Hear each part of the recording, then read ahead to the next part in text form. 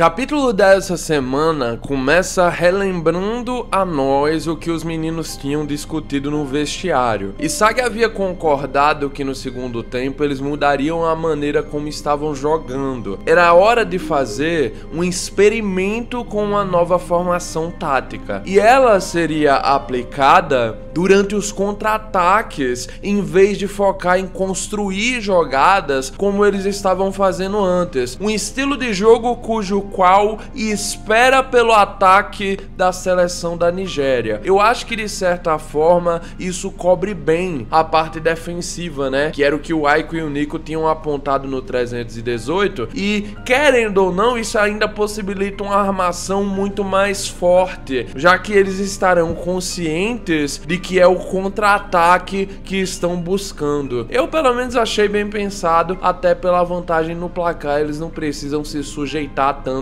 a ficar atacando, é melhor esperar realmente o inimigo vir. E é nesse momento que voltamos ao presente. O Isagi pensa que o eixo do novo estilo de jogo do Japão será focado entre ele e o Rin. E de certa forma nós temos a ideia do Jinpachi Ego sendo exposta agora. Com os dois juntos, a ideia é quebrar a defesa adversária pelo centro, possibilitando com que os demais companheiros sejam capazes de ocupar os demais espaços, criando assim uma liberdade para que eles possam jogar buscando seus próprios gols. Isso aumenta a quantidade de chances, o que proporciona uma formação ofensiva variável. Em um momento, Bashira pode ser o perigo, em outro, o Hiyori, em outro, o Shigiri, em outro, o Karasu, e é isso que provavelmente vamos ver de agora em diante e até no próprio capítulo. A linha defensiva da Nigéria começa a se surpreender com esse novo estilo. Que tipo de tática é essa? Eu nunca tinha visto isso. Os dois aces estão encarregados de construir a jogada para imediatamente partirem para o contra-ataque juntos? E basicamente a ideia é essa. Se o Rin e o Isagi constroem a jogada desde o início, em teoria pelo menos, isso significa que ao chegarem na frente do gol, a bola também estará lá. Pode ser que não junto com eles, mas ainda assim, eu acho que de certa forma é uma garantia de que mais vezes o jogo esteja entre os dois ases da equipe, já que no primeiro tempo quase que eles não foram acionados, querendo ou não, tu não tem como negar isso. A bola é levada ao longo do campo e a combinação está funcionando muito bem. Nesse momento voltamos para 30 dias atrás, temos um pequeno flashback. Enquanto o Rin meditava, o mestre explicava que ele precisava esvaziar a sua mente. Ele não deveria pensar em nada, simplesmente no vazio. Era isso que ele deveria ficar focado. O monge pedia para que ele visse a imagem que estava dentro de si. E enquanto focava nisso, o vazio, o nada, o vazio, o nada, rapidamente, com a imagem de um copo de vidro vazio, o que acabou surgindo dentro dele foi um braço. Vimos logo em seguida que quem ocupava esse copo eram Isagi e Sai. O Yoshi falava: "Olá, eu sou o número 1", e o Sai dizia: "Fraco". Querendo ou não, ambos eram reflexos de onde a mente do Rin o tinha limitado. E isso foi comprovado logo depois com ele ficando com raiva ao vê-los. Ele disse em voz alta: "Malditos bastardos, aí estão eles". O monge esmirilhou as costas do Rin na porrada e falou: "Isso tá errado. Remova esses pensamentos mundanos agora. Se acalme, controle, discipline-se. Deixe essa obsessão ir embora. Concentre-se apenas no seu eu interior". Rin estava com raiva, principalmente por não saber como deixar isso ir embora.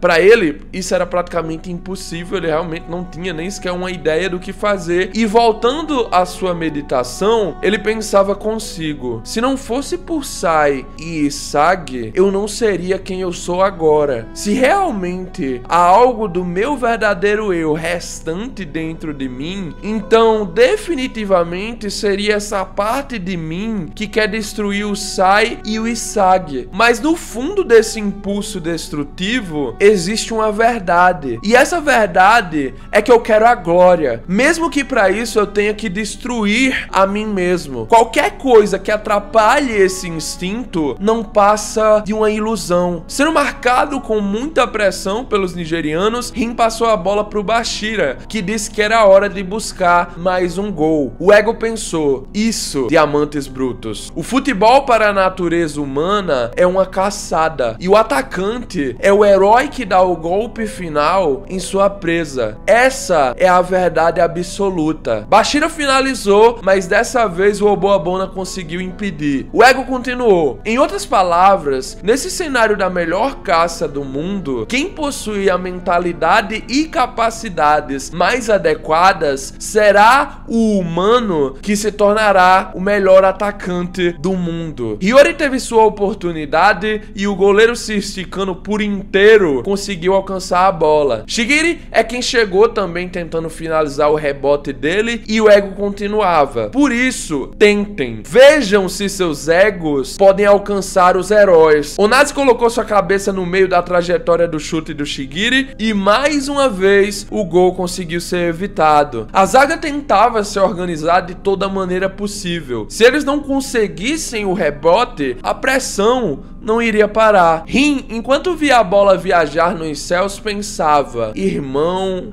rival, o melhor do mundo. Conseguindo posicionar-se corretamente, dominá-la e passar pro Isagi, ele continuava: quem inventou esses títulos e graus? Tudo isso não são mais do que etiquetas vazias criadas pelos desejos mundanos. Por isso, eu preciso aumentar a pureza dos meus desejos. Eu não quero que esse instinto dentro de mim seja apenas uma explosão repentina. Então, não reprima sua sede de destruição.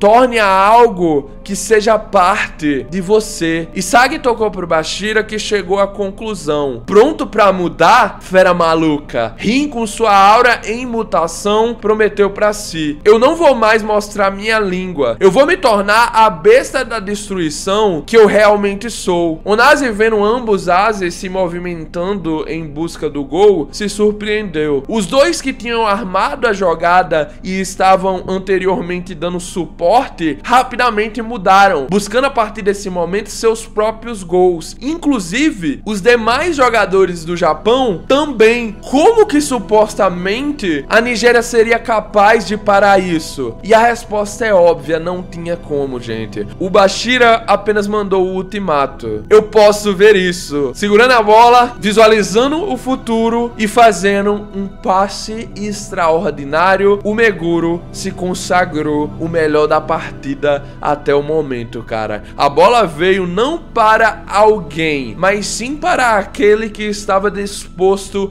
a alcançar o gol a todo custo. O passe tinha sido perfeito, justamente no ponto exato, e como esperado, os que iam de encontro à bola eram os dois ases do Japão. Isagi perguntou pro Rin: você vem, certo? Mas a trajetória da bola está vindo na minha direção. Eu chegarei primeiro que você por um instante. Como eu calculei, tudo vai. E o Rin o interrompeu: não, você de novo. Se vai apostar tudo na lógica se convertendo em uma ferramenta para a vitória, então eu apostarei tudo nessa sensação de êxtase, vendendo minha alma à adrenalina, utilizando o corpo de Yoshi como impulso para poder alcançar um ponto mais alto da trajetória da bola e desequilibrando o seu rival. Rin se preparou para a finalização. O ego então anunciou: você chegou, Itoshi Rin. E o Rin pensou: de acordo, eu viverei como um herói sem medo da morte. Finalizando, era mais um golaço do Japão, 3-0 na Nigéria. Isagi apenas aceitou a derrota nesse momento. Maldito pervertido! Ei! Herói ou morte? Certo? Foi a questão que ele fez. Olhando para o seu rival, o herói deixava de vez os pensamentos mundanos e despertava de vez o seu instinto. O próximo capítulo é intitulado de Implacável. E olha, a situação da Nigéria tá complicada, mas só explicando um pouco sobre esse título, cara, eu acho que realmente é como se o Isagi tivesse chamando o Rin pro racha, tá bom? Nesse final aqui, pô, tu venceu, né, de mim, beleza. Ei, herói ou morte? Ou um de nós se torna o herói ou simplesmente morremos. É isso. Eu acho que é a apostinha entre os dois, pelo menos nessa partida aqui. Nós vamos ver ao longo da saga isso se repetindo muitas vezes, né? Até porque o Isagi prometeu que iria levar o Japão pra ser o campeão da Copa do Mundo Sub-20 e não sei o que, cheio de marra, né? E o Rin agora, pelo menos por enquanto, tá mais protagonista do que ele. Então, temos que ver como é que se desenvolve, mas a rivalidade dos dois vai funcionar dessa maneira. Ou você é o herói da partida,